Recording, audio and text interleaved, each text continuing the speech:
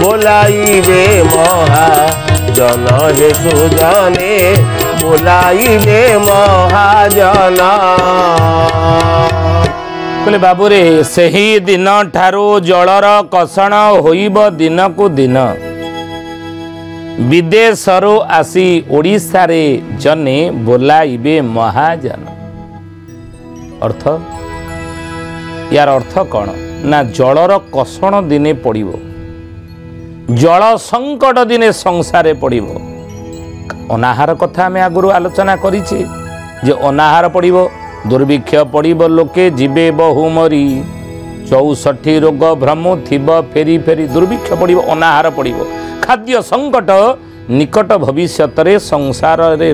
देखा देबो बोली ई विषय में आगुरी आलोचना करिछे मालिका वचन रे। किंतु अच्युतानंद महापुरुष कहते खाली खाद्य संकट नुह अन्न संकट नुह नाउ ना अनाहार केवल नुह नाउ ना जलाहार मध्य हबो जल और संकट मध्य पड़िबो। अर्थ सही दिन जलर कषण होइबो दिन को दिन जल कषण पड़िबो जल कषण पड़िबो केबे ठारू पड़िबो कौ समय पड़िबो ई कथा कोन महापुरुष मालिका रे लिखिचंदी। हां कोन लिखिचंदी कहले मंद खेट बसी थिब घट लग्न धारी मंद खेट बसी थिब घट लग्न धारी मंद खेट बसी थिब घट लग्न धारी मंद खेट बसी थिब घट लग्न धारी मेष शेषरे चढ़िबे रोगो सुतरी से काल रे से काल रे से काल रे से काल रे घटिब सकल कथा हेले से काल रे घटिब सकल कथा हेले। मंद खेट बसी थिब घट लग्न धरी मेष शेषरे चढ़िबे भृगु सुतरी माने कौन बुझिबा एते सहज ना ए ठार गार परा अच्युतानंद महापुरुष ए ज्ञानी गुणी मंडल तांकर होची ठार शिशु अनंतर गार ये ठार गार आगम भाव जाने जशोवंत गार कटा यंत्र जाने अनंत आगत अनागत अच्युत भणे बलराम दास तत्व बखाणे भक्ति भाव जाने जगन्नाथ पंच सखा ए ओडिशा महंत ए माने मन ई पंच सखा ये पंच सखा एक आत्मा पंच सखा पांचटी अंग हेले मध्य एमानकर एक आत्मा हेले मध्य एमानकर धर्म प्रचार र मार्ग हेउची अलगा धर्म प्रचार रो एमान लक्ष्य एक कौन ना सनातन धर्म स्थापी ध्वजा उड़ाइबु आमे पंच सखा कली महंत प्रचार करिबु सनातन तत्व ये पांच अंग होइथिले मध्य एक आत्मा आउ एक आत्मा हेले सुद्धा एमानंकर मार्ग धर्म प्रचार मार्ग अलगा अलगा हेले मध्य एमानक लक्ष्य होउची एक कौन ना सनातन धर्मर एमाने हेउचंदी प्रचारक सनातन धर्म स्थापना करिया पई सनातन धर्मर डंगा को उद्धार करिया पई रक्षा करिया पई एमानकर संसार रे कली जुग रे जन्म हिच कली जुग से समय बोली आमे बहु बार आलोचना करिछि। तेणु हे ज्ञानी गुणी मंडली अच्युतानंद महापुरुष हे ज्ञा ई कहउचन ई माने ताकर होची ठार से ठार रे कहिले मंद खेट बसिथिब घट लग्न धरी संसार रे जल संकट केते बेले पड़िबो ना जे तळे मंद खेट बसिथिब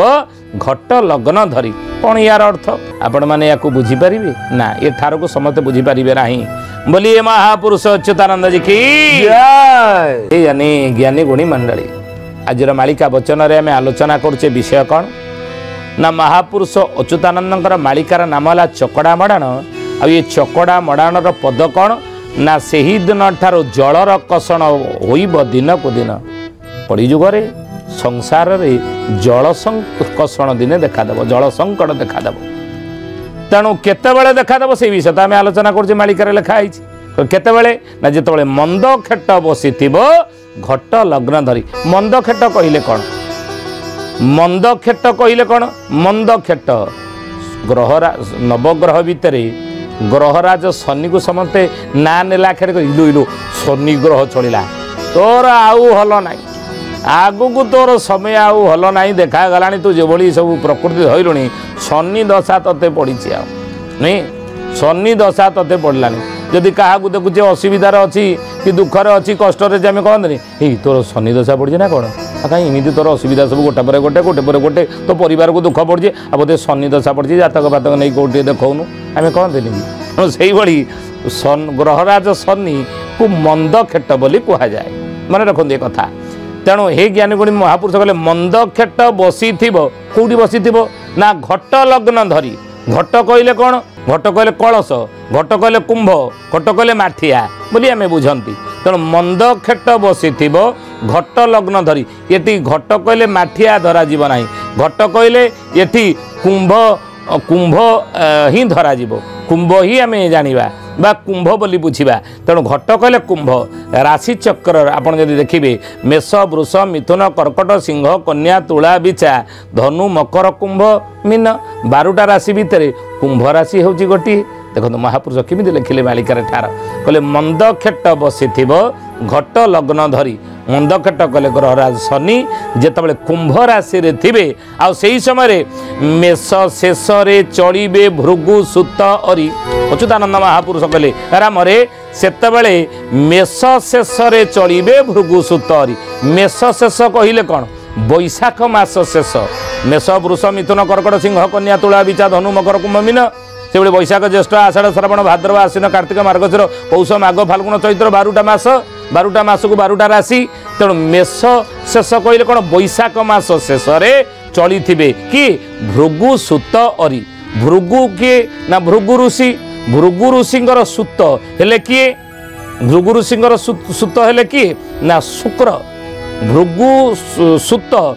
भृगु ऋषिंग सुत कहले पुओ हेले किए ग्रह शुक्र आ भृगु सुत अरी भृगुंर सुत कहले पुओर अरी अरी कहले कौन शत्रु शुक्रंर शत्रु हेले कि शुक्र हेले कि शुक्राचार्य हेले कि असुर मानकर गुरु नहीं शत्रु हेले कि ध्यान देवे ये मालिका वचन बुझा एत सहज नुहे साधारण लोके हे ज्ञानी गुणी मंडली तेणु भृगु सुत हेले शुक्र शुक्राचार्य असुर मानकर गुरु तांको अरी अरी कहले शत्रु शत्रु हेले कि शुक्राचार्य शत्रु कि देवता मानकर गुरु हेले कि बृहस्पति देवता मानकर गुरु अच्युतानंद लिखिले मेष शेष चढ़े भृगु सुत अरी बैशाख मास शेष जितेबाला बृहस्पति चलन से मंदकेट शनि जिते कुंभ राशि थे से समय ना से काल रे से काल रे सकल कथा हेले से काल रे घटिब सकल कथा हेले बोले से काल रे घटिब सकल कथा हेले से समय रे घटिब सकल कथा कौ कथा ना सेही दिन ठारू जलर कषण होइब दिन को दिन से ही दिन ठारू ये संसार रे जल कषण देखादेव जल संकट आज मध्य आपण देखंतु भूतत्वविद माने भविष्यवाणी कले आमको सतर्क कले जे भूपृष्ठर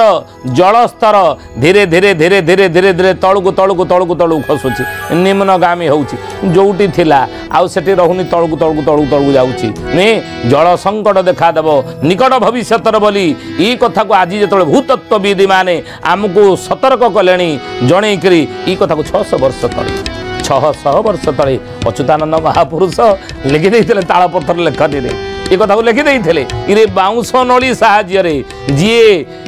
मापी पारुले बड़ बड़ पहाड़ उच्चता केते नी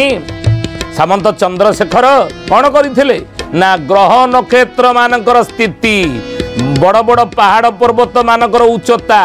बाउंश नली 2 खंड बाउंश नली साहाय्य मापी पारुले आज वैज्ञानिक माने आज देखो केते कौन जंत्रपाति व्यवहार आम करुचे मापिबा पाई किंतु सेतेबेले से मापी दउथले सेही बली उत्कलीय पंचसखा माने साधना सिद्धि बल निजर दिव्य दृष्टि बल कही दे पारिछंती जे आगु को जल कषण जल संकट देखा देव नुई ई कथा को महापुरुष लिखिचंती कहले बाबू रे अनुकूल चौवन ରଜସ୍ୱଳା ମୋହି ବାବୁ ରଜସ୍ୱଳା ମହି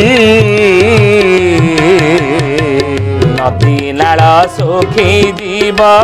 ଧୂମ ଖରା ହୋଇ ବାବୁ ଧୂମ ଖରା ହୋଇ କହିଲେ ଅନୁକୂଳ ଚୌବନ ରଜସ୍ୱଳା ମହି। ମହି କହିଲେ ପୃଥିବୀ, ଇଏ ରଜସ୍ୱଳା ହେବ। ପୃଥିବୀ ମଧ୍ୟ ରଜସ୍ୱଳା ବର୍ଷକୁ ଥରୁଟିଏ ହେଉନି।